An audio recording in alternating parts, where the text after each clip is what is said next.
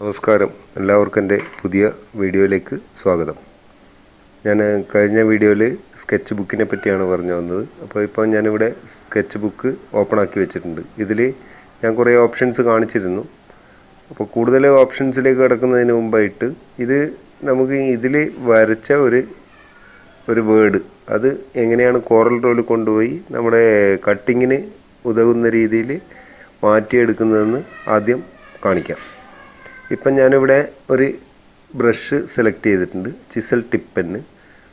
അപ്പോൾ സാധാരണ നമുക്ക് മൗസ് പോയിൻ്റർ വെച്ച് വെറുതെ ജസ്റ്റ് വരച്ചെടുക്കാൻ പറ്റുന്നതേ ഉള്ളൂ. പക്ഷേ അത് അങ്ങനെ വരച്ച് കഴിഞ്ഞാൽ നമുക്ക് അതിൻ്റേതായ ഒരു സ്മൂത്ത്നെസ് കിട്ടില്ല. അപ്പം ഞാനിവിടെ പ്രെഡിക്റ്റീവ് സ്ട്രോക്ക് സെലക്ട് ചെയ്തിട്ടുണ്ട്. പ്രെഡിക്റ്റീവ് സ്ട്രോക്ക് സെലക്ട് ചെയ്യുമ്പോൾ അതിൻ്റെ ഒരു ചെറിയൊരു ടാബ് വരും സൈഡിൽ തന്നെ. ആ ടാബിൽ ഇതിപ്പോൾ 5ലാണ് ഉള്ളത്. 1 മുതൽ 5 വരെയുള്ള നമ്പേഴ്സ് ഉണ്ട്. അപ്പം ഞാൻ 5ലേക്ക് കൊടുക്കുന്നത്. 5ലേക്ക് കൊടുത്തു കഴിഞ്ഞാൽ അത്രയും സ്മൂത്ത്നെസ് കൂടുതലായിട്ട് കിട്ടും നമുക്ക്. അതിന് വേണ്ടിയിട്ടാണ് 5ലേക്ക് കൊടുക്കുന്നത്. ഇനി ഞാനിവിടെ ഒരു വേർഡ് ക്രിയേറ്റ് ചെയ്യുകയാണ്. അപ്പം ഞാൻ ജസ്റ്റ് ഒരു മലയാളത്തിലൊരു വേർഡ് ഇവിടെ എഴുതുകയാണ്.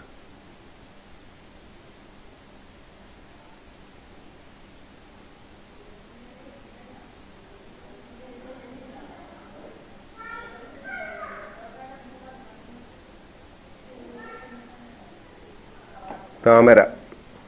ഇത് എനിക്ക് മൗസിൽ അത്ര ഒരു കൈവഴക്കില്ലാത്ത ആളാണ്. അതുകൊണ്ടാണ് ഞാൻ എൻ്റേതായ രീതിയിൽ ഞാൻ ജസ്റ്റ് ഒരു വേർഡ് ഇവിടെ ക്രിയേറ്റ് ചെയ്തിട്ടുണ്ട്. അപ്പോൾ അതിനുശേഷം നമ്മൾ ഫയൽ മെനുവിലേക്ക് പോവുക. മുകളിൽ ഫയൽ മെനു ഉണ്ട്. ഫയൽ മെനു ഓപ്പൺ ചെയ്യുക. ഓപ്പൺ ചെയ്ത് അതിൽ സേവ് എ കോപ്പി ആസ് എന്ന് കൊടുത്തിട്ടുണ്ട് ഇവിടെ. അപ്പോൾ അത് സെലക്ട് ചെയ്തു. അത് സെലക്ട് ചെയ്തതിന് ശേഷം ഇവിടെ താഴെ ഓപ്ഷൻസ് കാണാം. ബിറ്റ് മാപ്പ് ഫയൽസ്, JPG ഫയൽസ്. ഇപ്പോൾ ഞാൻ JPG ഫയൽസിലേക്ക് മാറ്റിയതിന് ശേഷം ഇവിടെ എന്തെങ്കിലും ഒരു പേര് കൊടുക്കുക. ഇപ്പം ഞാൻ 1 2 3 എന്ന് ടൈപ്പ് ചെയ്തിട്ടുണ്ട്. ഡെസ്ക് ടോപ്പ് സെലക്ട് ചെയ്ത് സേവ് കൊടുത്തു. അപ്പോൾ ഇങ്ങനെ ഒരു ഓപ്ഷൻ വരും.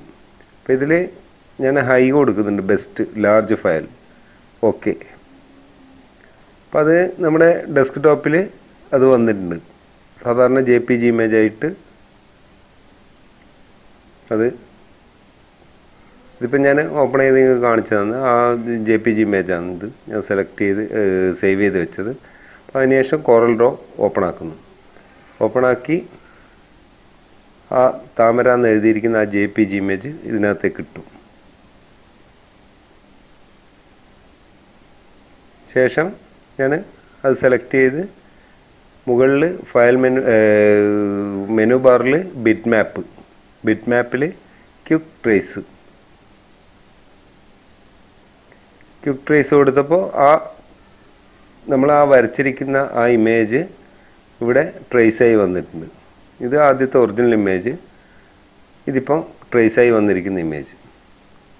അതിനുശേഷം ഇവിടെ മുകളിൽ അൺഗ്രൂപ്പ് സെലക്ട് ചെയ്തതിന് ശേഷം ഇതിൻ്റെ ബാക്ക്ഗ്രൗണ്ട്, അതിനൊരു ബാക്ക്ഗ്രൗണ്ട് ഉണ്ട്. ആ ബാക്ക്ഗ്രൗണ്ട് ഞാൻ ഡിലീറ്റ് ചെയ്തപ്പോൾ ഈ താമര മാത്രം നമുക്ക് കിട്ടി. ഇനി ഇത് നമുക്ക് പ്ലോട്ടർ കട്ടിങ്ങിന് വേണ്ടി ഏത് രൂപത്തിലേക്ക് വേണമെങ്കിലും മാറ്റിയെടുക്കാം.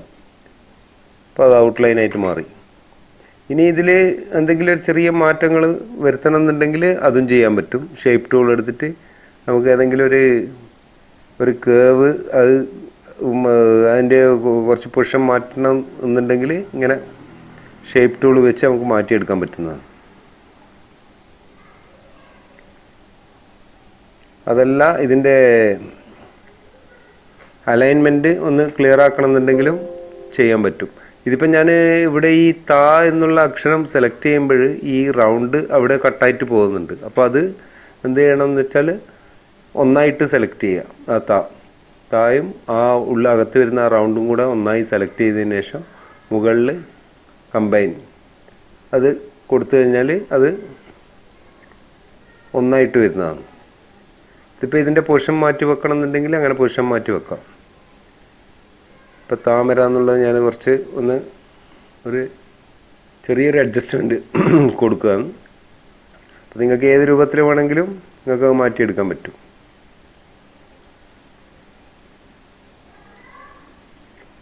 നല്ല ഷാർപ്പായിട്ട് കിട്ടും. നമ്മൾ കോറൽ ഡ്രോയിൽ ഇങ്ങനെയുള്ള കാര്യങ്ങൾ ചെയ്യുന്നതിനേക്കാളും കുറച്ചും കൂടെ ഭംഗിയിൽ നമുക്ക് ഇത് ചെയ്യാൻ പറ്റും. അപ്പോൾ ഇതിൻ്റെ കൂടുതൽ ബാക്കിയുള്ള ഓപ്ഷൻസ് ഇത് ഡിജിറ്റൽ പെയിൻറ്റിങ്ങിന് പോലും ഈ സോഫ്റ്റ്വെയർ ഉപയോഗിക്കാൻ പറ്റും. അപ്പോൾ അതിൻ്റെ ബാക്കിയുള്ള ഓപ്ഷൻസൊക്കെ ഞാൻ അടുത്ത വീഡിയോയിൽ കാണിക്കുന്നതാണ്. ഓക്കെ.